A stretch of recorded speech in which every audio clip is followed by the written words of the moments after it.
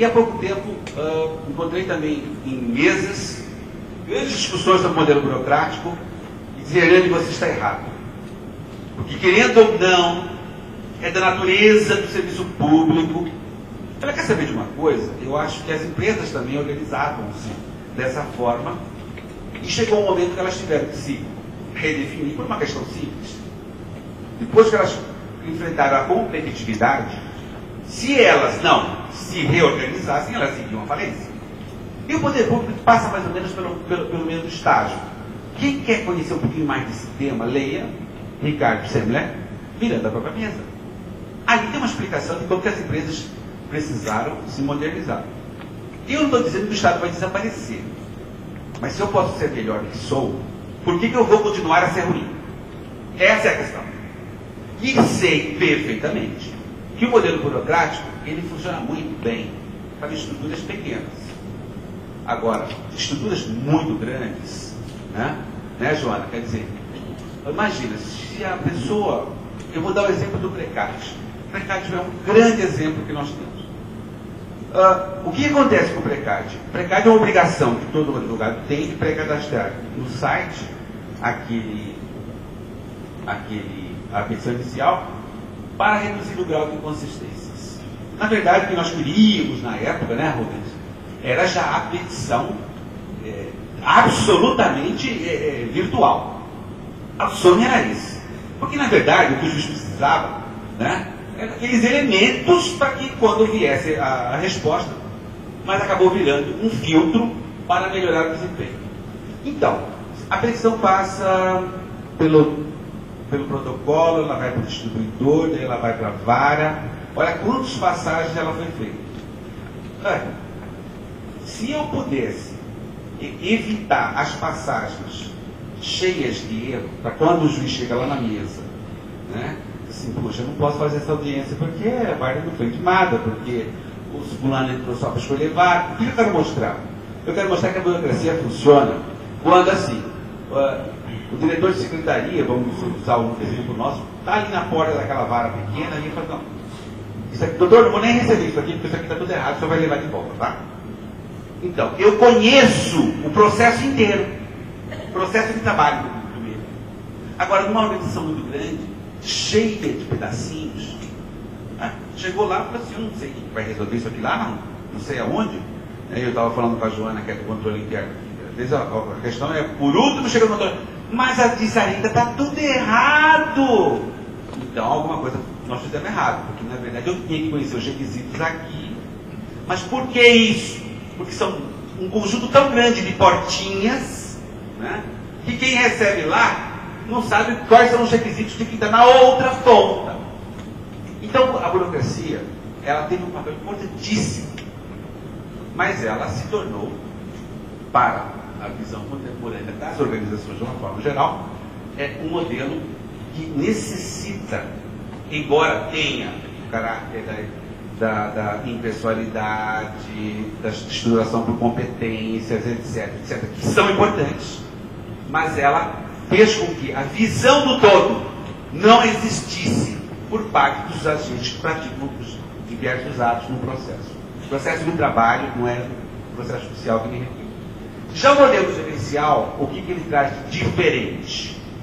Primeiro, que rotina é apenas um caminho para executar etapas, mas precede a ela definição clara de quais são os objetivos que quer alcançar. E aí, os objetivos não são do pedaço, não é da competência, mas é do conjunto. Quem define objetivos no modelo gerencial é quem está lá na porta, é quem é o dono do processo, que é o usuário. Agora, o que eu tenho? Eu trabalho na administração pública com o controle a priori, que é o controle prévio, mas também eu trabalho com o controle a posteriori. Ou seja, enquanto o modelo burocrático eu fico só na expressão da lei, em personalidade, né? Eu dou um exemplo claro. Eu fiz uma licitação para comprar este quadro. O processo foi legal, o recurso estava certo. Enfim, todas as fases do processo, a compra o cara entregou. Ótimo. Aí a pergunta que eu faço assim, e que resultado essa coisa aqui está me dando? Eu estou usando? Teve o melhor preço? Eu estou apenas dando um exemplo muito simples, porque não é isto, é muito mais amplo. São decisões estruturais a que me refiro.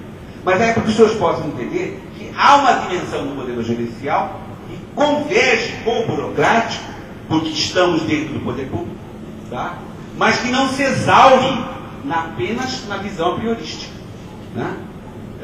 Eu vou só contar um caso aqui, um projeto que eu acompanhei de construção de um prédio em um dos tribunais que eu já passei. O projeto era maravilhoso. Só que o presidente fez por despesa de licitação. Ele fez por inexigibilidade, por notória especialização. E o TCU caiu de pau. Acho que caiu de pau, caiu quebrando. Né? Por quê? Porque não era isso. Afinal, quem era a Susana Manuel que escreveu aquele projeto ali? Não era o Niemeyer da Via. Caiu de pau. E eu achei interessante que, embora ele conseguisse, em todos os momentos, demonstrar, embora tivesse feito por despesa, os resultados, né, eram extremamente econômicos, inteligentes, importantes. E para ele escapar da briga, ele teve que fazer, não, ele deu uma tabela, que era o preço. Mas percebam que a nossa preocupação não é saber se, na verdade, podia ter pago. Ele demonstrou que ele pagou mais barato se ele contratasse qualquer um.